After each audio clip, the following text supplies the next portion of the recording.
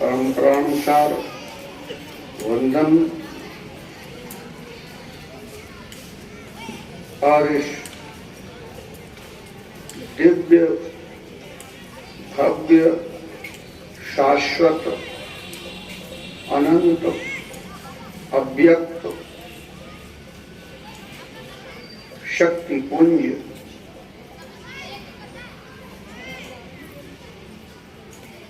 परमहंस परमेश्वर परमपिता ईश्वर भगवान गुरु जीव सृष्टि के हर कण के स्वरूप में दिव्यता को लिए हुए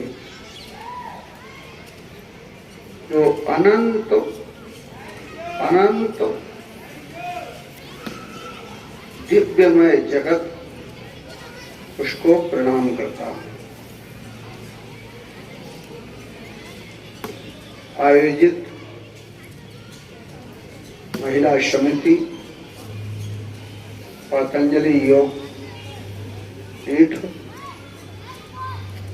के अनेक संगठनों के संयुक्त तत्वाधान में होने वाले कार्यक्रम के सभी सेवा साधक और यहाँ उपस्थित जन, सबको मेरा प्रणाम। मैं सबका वंदन करता हूँ। और जिस भारत माता की ऋषियों और मुनियों की तपोभूमि पर जिन्होंने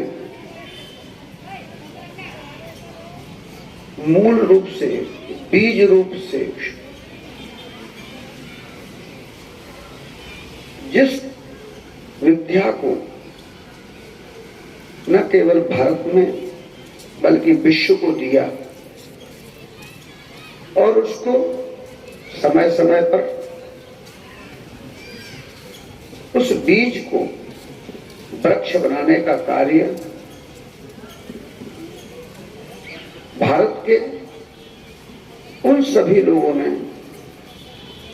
जो एक जीवन से लेकर परात्पर परमात्मा के एकत्व तक की यात्रा को पूरा कराने की विधि के हेतु में कार्य करते रहे और उसी का परिणाम वह बीज, तना, डालियां, पत्ते, फूल, फल की ओर अग्रसर दिशा में एक इतना बड़ा विशाल स्वरूप लेकर सामने है, जिसे पीढ़ियों से सिंचित करते हुए जो योगी लोग लाए हैं, महर्षि लोग लाए हैं, तपस्वी लोग लाए हैं, उसी को हमारे योग गुरु बाबा श्री रामदेव जी ने और अधिक अभिसिंचित किया, जिसे हम वर्तमान काल में एक ऐसा अवसर कह सकते हैं, एक ऐसा कालखंड कह सकते हैं जिसमें बहुत अधिक पुष्पित करने का कार्य उन्होंने किया और उसी की सुगंधि के पुष्प विश्व में खिल रहे हैं और उसी का एक सुगंधित पुष्प का प्रभाव हम इस मंच से भी देख रहे हैं। और इस मंच पर आने का सौभाग्य मुझे सम्माननीय श्री मनदीप सिंह जी ने दिया। मैं बाहर था, लेकिन रात को आकर और मुझे इस कार्यक्रम में सम्मिलित होने का अवसर दिया। मैं आप सबका अभिनंदन करता हूं। वास्तव में योग मानव जीवन का, यूं तो सभी जीवन है, जीवन है, सबका अपना परमात्मा की सृष्टि में महत्व है, लेकिन मानव जीवन के लिए योगमय होने के लिए हमारे ऋषियों ने आवश्यक समझा, क्योंकि वह चिंतन, वह मनन, वह दृष्टि, वह दृश्य और वह दृष्टा, जिन्होंने ये देखा कि एक वृक्ष भी योगमय रहता है। अगर एक वृक्ष योगमय रहता है और जिस बीज से वृक्ष उत्पन्न होता है, एक पौधा जिस बीज से उत्पन्न होता है, वह अपनी अवस्था को विकसित करते हुए विकास पथ पर बढ़कर उस बीज के स्वरूप में ही अंत में जाकर परिवर्तित होता है। जैसे एक रसाल, एक आम की एक बीज, आम का बीज क्या है? उसके आम के फल के भीतर एक गुठली होती है, वो उसका बीज है। उसको जमीन में गाड़ देते हैं तो अंकुरित होकर तना, डाली, पत्ती बनकर, लेकिन अंततः आम का फल आता है और उस फल में, आम में भीतर पुनः परिपक्वता के साथ वो जिससे उत्पन्न हुआ था आम, उस स्वरूप तक परिवर्तित होते होते एक से अनेकता के संसार को रचते हुए वो आम का बीज, एक बीज मात्र गुठली,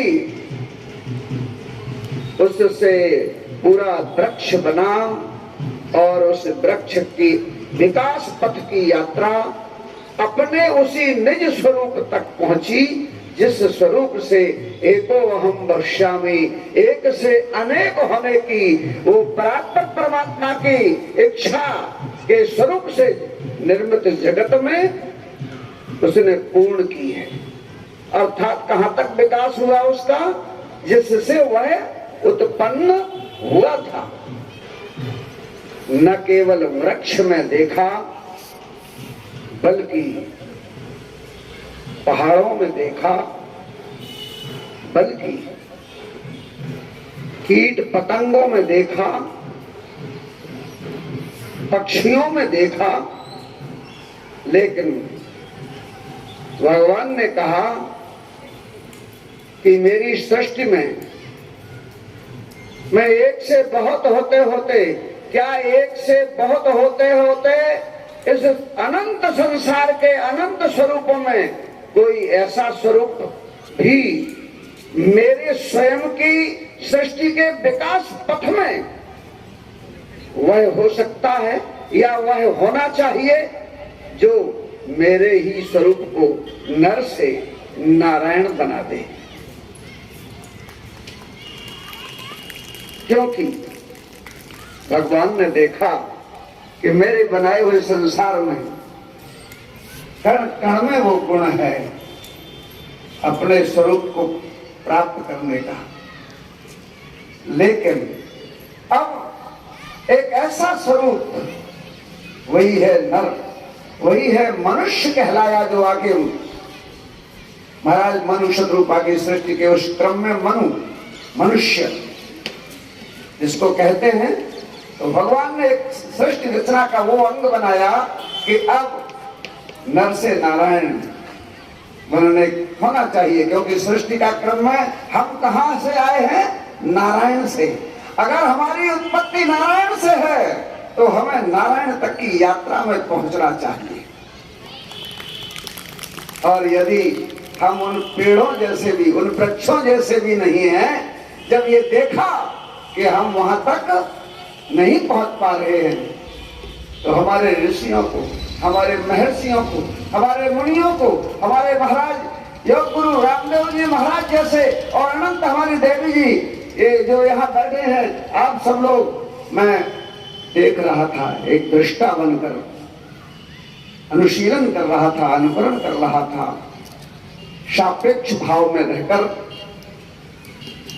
ये जो प्रयत्न है ये परमात्मा की उसी इच्छा के सापेक्ष है। और जो प्रयास किया जा रहा था यहाँ, क्यों? क्योंकि ये पीड़ा हमारे ऋषियों और मुनियों के समय से चली आ रही है कि नर नारायण नहीं बन रहा, ये वृक्ष बन रहा है नारायण, लेकिन नर नारायण की दिशा को नहीं पकड़ रहा है। ये ऐसे ही है जैसे केले का पेड़ हो और उसमें फल ना आए तो काटते रहो, बढ़ता रहेगा, काटते रहो, बढ़ता रहेगा, काटते रहो। ऐसे ही जीवन आता रहे, मृत्यु होती रहे, और फिर जीवन आता रहे, फिर मृत्यु होती रहे, लेकिन नर से नारायण अगर नहीं बन पाया तो दुर्भाग्य है कि हम उस पौधे और वृक्ष की तरह, उस कीट पतंगे की तरह नहीं बन पाए जो अपने स्वरूप में रहकर अपनी यात्रा पूरी करता है। क्योंकि जब देखा उन्होंने कि क्या उपाय होगा, तो आदर्श हमारी बहन श्री यहाँ बैठकर आपको स्वयं सब ये करके दिखा रही थी। ये आदर्श है। आप में, हम में यदि कोई गुण वो भूल होती है तो उसे आदर्श के स्वरूप से हम देख सकते हैं, हम समझ सकते हैं और हम अनुकरण करके आगे बढ़ सकते हैं। तब हमारे ऋषियों और मुनियों ने कहा कि तुम ऐसी यात्रा में चलते रहोगे तो ये तो हमेशा तक कब तक चलोगे? ये अनंत सृष्टि का अनंत भाग बनकर क्यों अग्रसर हो रहे हो? चलो, हमारे परमात्मा सर्वम खलदम ब्रह्म, मेरा परमात्मा परमेश्वर सब कण कण में है, इसलिए हमें तो परमात्मा को कण कण में देखना ही चाहिए। और अगर देखना चाहिए तो मेरा आदर्श एक कण भी हो सकता है, एक वृक्ष भी हो सकता है, एक प्रकृति के स्रोत का वह अंग भी हमारा आदर्श हो सकता है, जिसमें यह सब तदरूपता है, तदाकारता है, तदस्वरूपता है।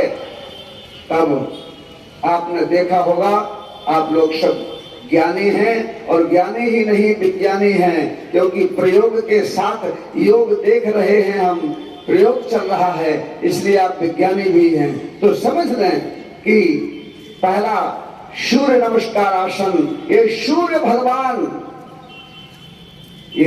भगवान अपने उस स्वरूप से हमारे अंदर उस अवस्था को उत्पन्न, अभी आप बारासन जो कर रहे थे, बहन जी ने उसके विविध भागों के अंग से जो दिशा देकर प्रयोग किया है, उसमें शरीर भेद के अंगों की कला है जो आपकी एकत्वता को अग्रसर करती है।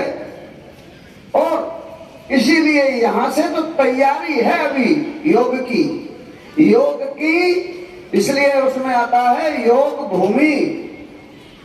भूमि क्या है? आपने ये कार्यक्रम यहां क्यों आयोजित किया? जो कार्यक्रम किया जा रहा है उसके लिए पहले भूमि चाहिए।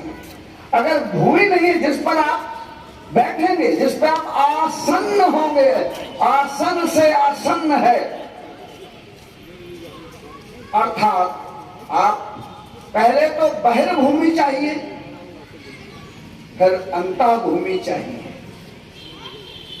बहिर्भूमि ये बाहर की, इसलिए चुना कि यहाँ यह कार्य अच्छा संपन्न हो सकता है, इसलिए इस स्थान को चुना गया है।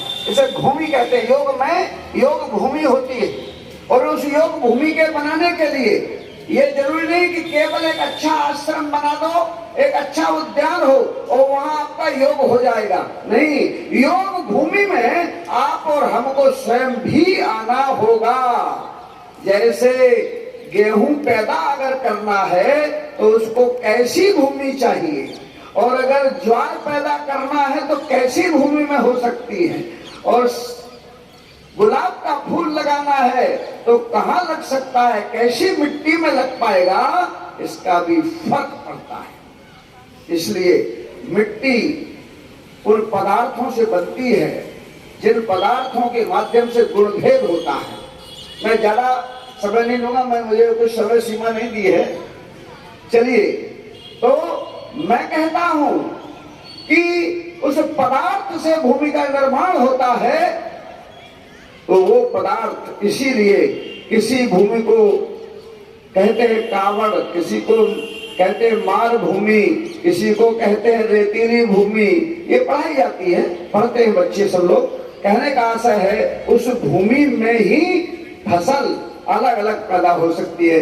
रेत में बढ़िया गेहूं पैदा नहीं हो सकता है। इसलिए इस भूमि को बनाने के लिए हमारे ऋषियों ने बताया कि हमें पहले आसन तक पहुंचने के पहले वो भूमि तैयार करना है जिसमें ये योग हो सकता है, अन्यथा ये योग हो नहीं सकता। इसलिए उस योग को उत्पन्न करने के लिए, जैसे गेहूं पैदा करने के लिए, गुलाब पैदा करने के लिए भूमि की जरूरत है, ऐसे ही उसी के लिए है यम और नियम। यम और नियम, 5 यम 5 नियम, ज्यादा विस्तार न करके बहुत सूक्ष्म में मैं आगे बढ़ रहा हूं। उनके माध्यम से फिर हमारे मूल प्राण शक्ति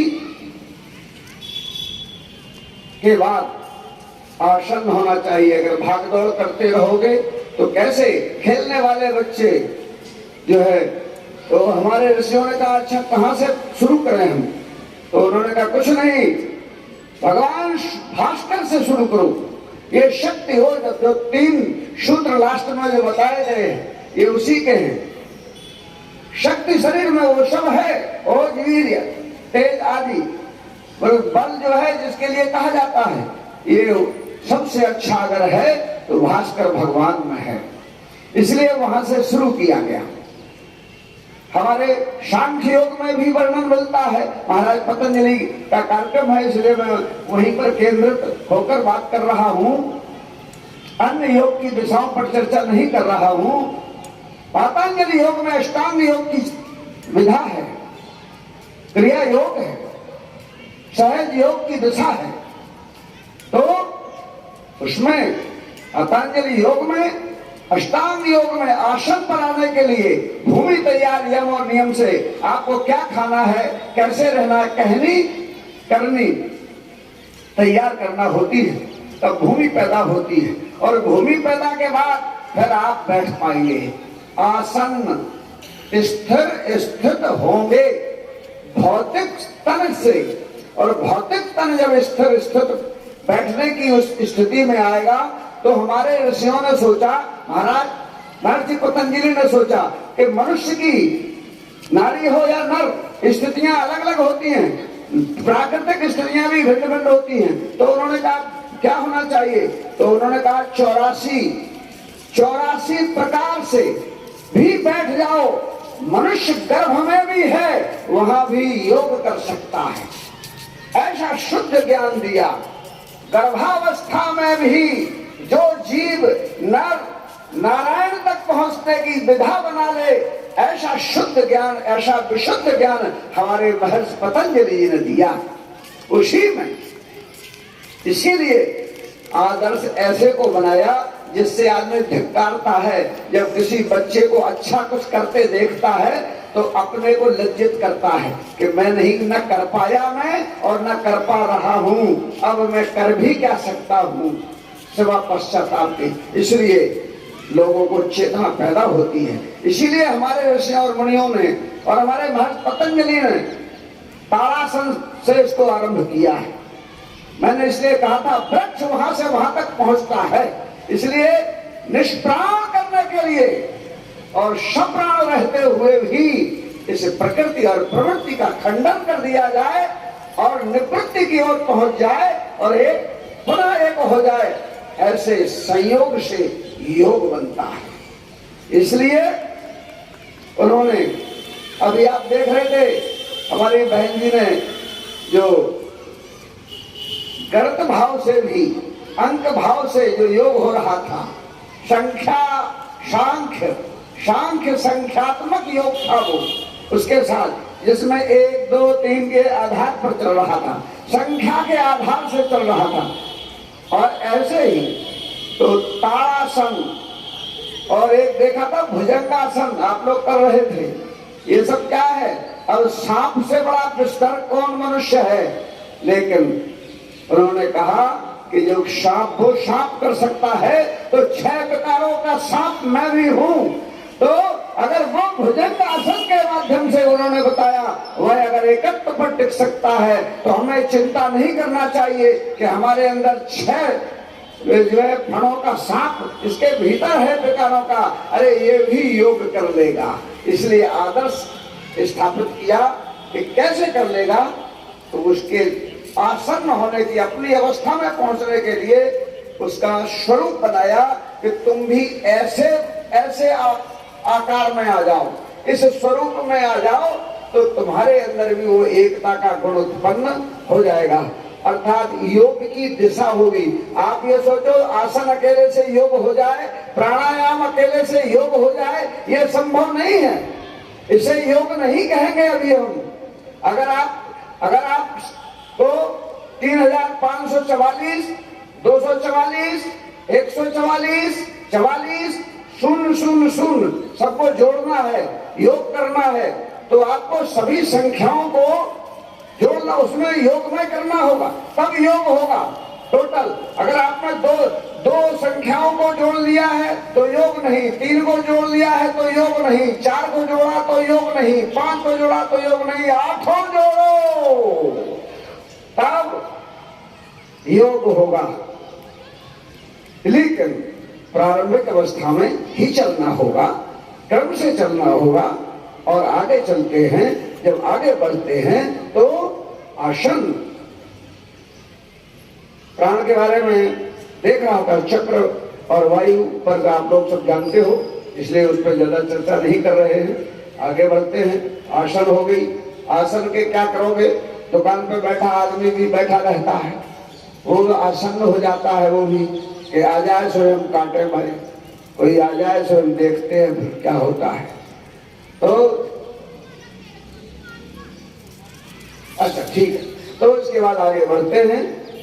आसन, उसके आगे प्रत्याहार, मन को आकृष्ट करना, अपने मन को स्थिर करना, उसके बाद ध्यान धारणा की दिशा बनाना, धारणा वृत्ति हो जाएगी तो ध्यान लगने लगेगा, और ध्यान के बाद समाधि योग में जब चले जाएंगे, तब जो अंतिम चरण हमारे बहन जी ने बताया था कि आप एकत्व में आत्मा में पहुंच रहे हो, अब आप अपने निज स्वरूप में पहुंच गए हो, वहां तक का अभ्यास हो जाएगा तो ये योग पूर्ण हो जाएगा। और जिस दिन योग पूर्ण हो जाएगा उस दिन काम, क्रोध, लोभ, मोह, मत्सर, अहंकार, ये 6 विकार समाप्त हो जाएंगे।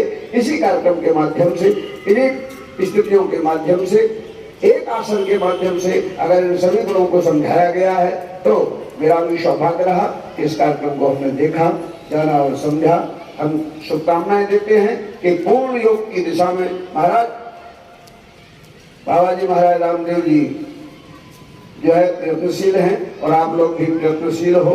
इसी प्रयत्नशीलता पर इस भारत भूमि की भूमि ही ऐसी है जहाँ ये पल्लवित हो सकता है, और फिर जहाँ तपस्थली होती है वहीं और अधिक होता है। हमारे यहाँ बहुत लोगों ने प्रयास किए हैं, लेकिन हरिद्वार में पहुंचे हैं जब बाबा जी, तब वहाँ ज्यादा आगे बढ़े हैं उसके आगे अन्य स्थानों की अपेक्षा। इसीलिए आप लोग घर से यहाँ आए हो, इसलिए इस प्रकार की अवस्था से अग्रसर हो सकते हैं। शुभकामनाएं देता हूँ और धन्यवाद देता हूँ कि मुझे यहाँ आमंत्रित किया, मुझे यहाँ बोलने का अवसर दिया। शुभकामनाएं।